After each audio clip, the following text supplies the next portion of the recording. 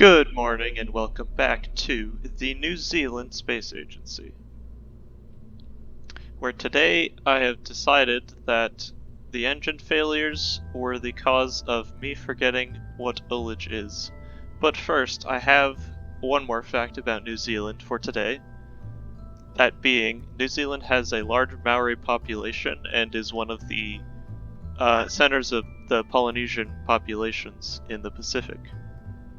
But without further ado, I tend to say that a lot. Without further ado, I've put some boosters on the top stage of this rocket so that it doesn't fail anymore because the engine wasn't getting enough whatever ullage is. I'm not an expert on these things. I think it's when air bubbles are in the tank. But anyway, Bilbo 12 should launch successfully now. So I'll go ahead and save those edits. Anyway, we still have this one altitude record and suborbital trajectory record to break. The engineers are still working hard, and I think the supersonic plane development will be finished in just 15 days, which will finally allow us to build our first spaceplane. So let's go ahead and get to that. May 25th, 1953, the Bilbo 12 sits on the launch pad ready for launch.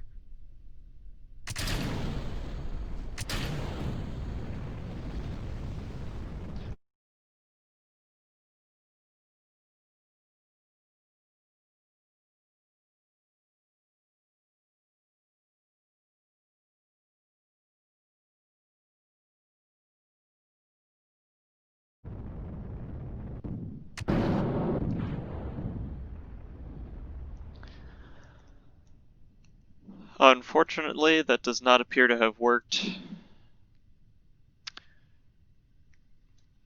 Something's going on here that I'm probably missing, but we apparently don't have enough engineers to troubleshoot the problem. Anyway, let's go ahead and watch this splash down again.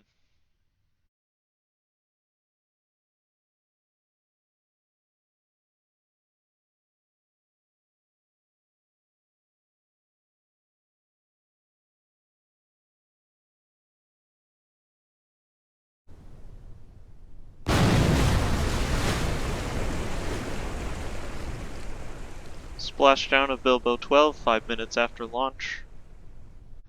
January 30th, 1954, the Bilbo 13 is sitting at the launch pad. Its goal, the same as the last Bilbo rockets, to reach 300 kilometers downrange and deliver a payload to get some science into the upper atmosphere.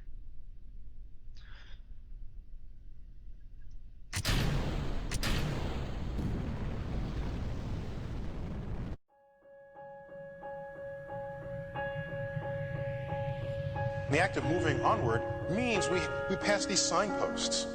One of them was first leaving Earth. The next one is hanging out on the moon. What's next? The planets. Onward to the edge. We're moving onward to the edge. Here we are together. This fragile little world. This fragile little world. Onward to the edge. We're moving onward to the edge. Here we are together. This fragile little world. This is our sun, just another star in a sea of stars. The heart of the solar system, just another star in a sea of stars. Mercury is the closest planet. This tortured piece of rock has been stripped naked. The moon has a sky, it has a horizon. It's another world. It's got Earth in the sky, just the way we have the moon in the sky. Onward to the edge, we're moving onward to the edge. Here we are together, this fragile little world. We're not the only world to think about. Worlds unknown. We're not the only world to think about. Think about worlds unknown. There is a powerful recognition that stirs within us. One we see our own little blue ocean planet in the skies above the world. A powerful recognition that stirs within us. When we see our own little blue ocean planet in the skies above the world. The seventh system offers splendor beyond compare because of its rings and very diverse moons. These are no longer abstractions. These are worlds. Maybe there's life there. They've changed how we think about Earth.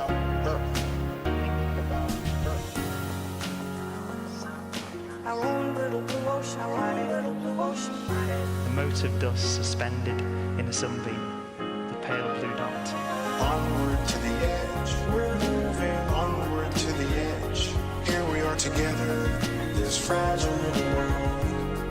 This fragile little world. Onward to the edge. We're moving onward to the edge. Here we are together. This fragile little world. We're not the only world to think about. Worlds unknown. We're not the only world to think about. Think about worlds unknown. The laws of nature create vastly different worlds with the tiniest of changes. When I reach for the edge of the universe, I do so knowing that along some paths of cosmic discovery, there are times when, at least for now, one must be content to love the questions themselves.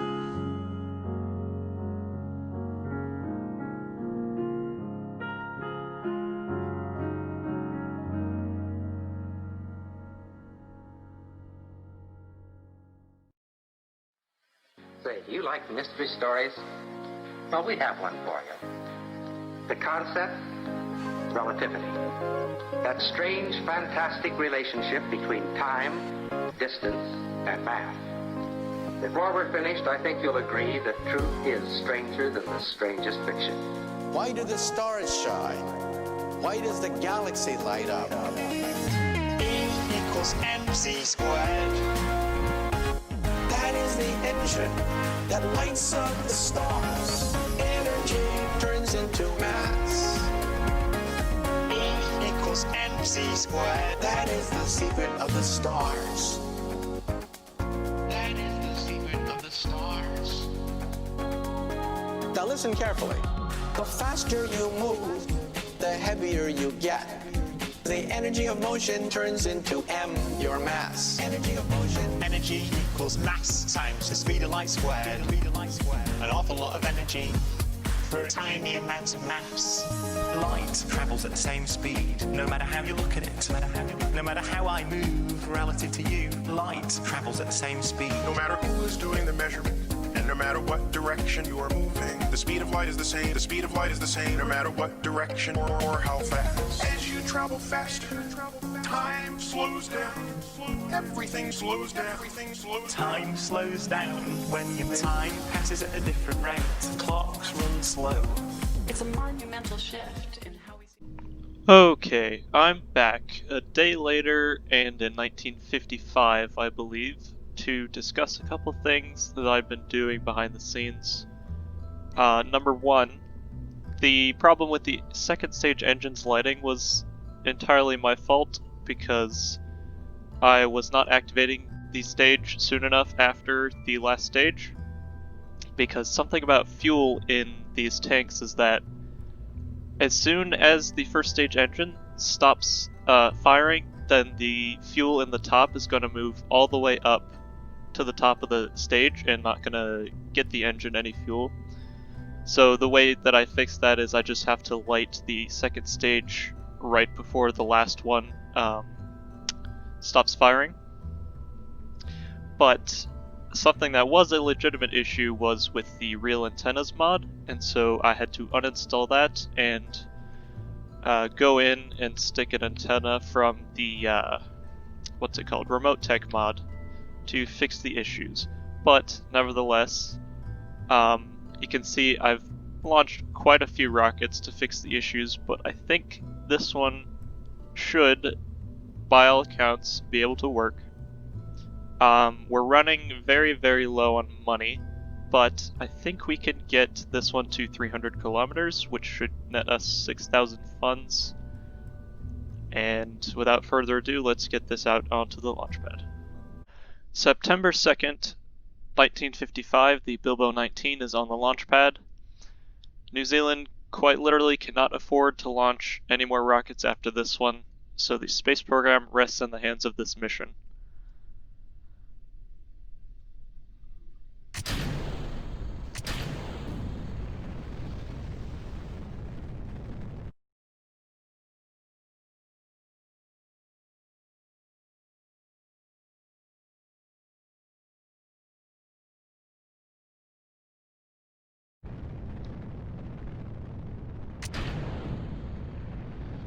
Second stage engine ignites successfully this time.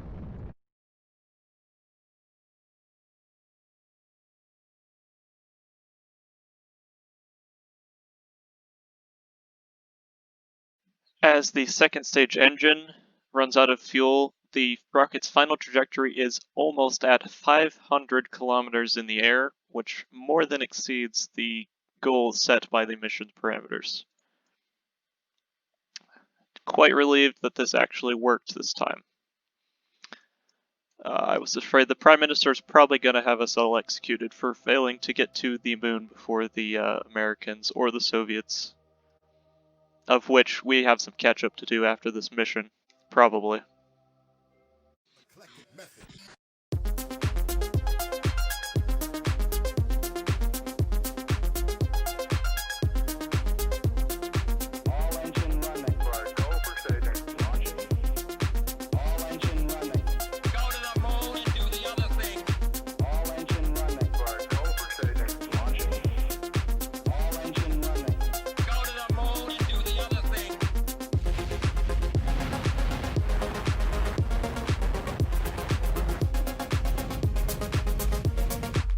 Control, Houston.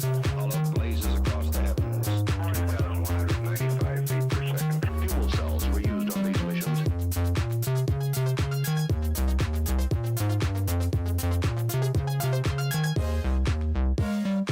Landing a man on the moon and returning him to safety. Getting a picture on the TV. Impressed upon our memory. Landing a man on the moon and returning him to safety. Return them safely. Quality.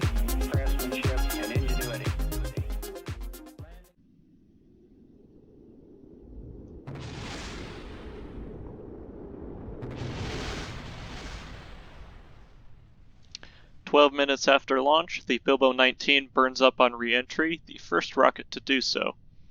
But I'm pretty sure I can speak for most of our engineers in saying that we are breathing a huge sigh of relief now that the wrath of Prime Minister Holland has been sated for now. During that flight, though, it looks like we finally got ourselves enough science to get our first upgrade point, first science-based upgrade point. I'm going to go ahead and throw that into the vehicle assembly building. Alright, so I have upgraded the Legolas rocket with quite a lot more fuel to use up more of this engine's burn time.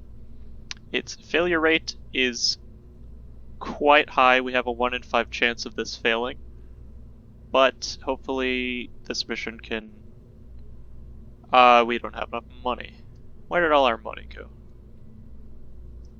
I'll sort this out. I'll be right back.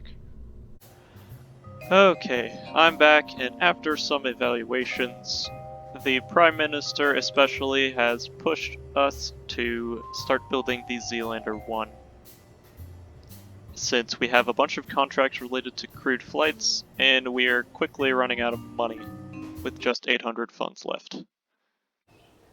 But before the plane finishes, in quite a long time, it's going to be into 1956 before we get this plane off the ground. We need to train both of our astronauts in flying the capsules. So we're going to go ahead and start them on courses to get them familiar with the engineering and the controls of the plane in question. After a small mishap with fuel in the plane, the actual mission is going to start now. That was my bad.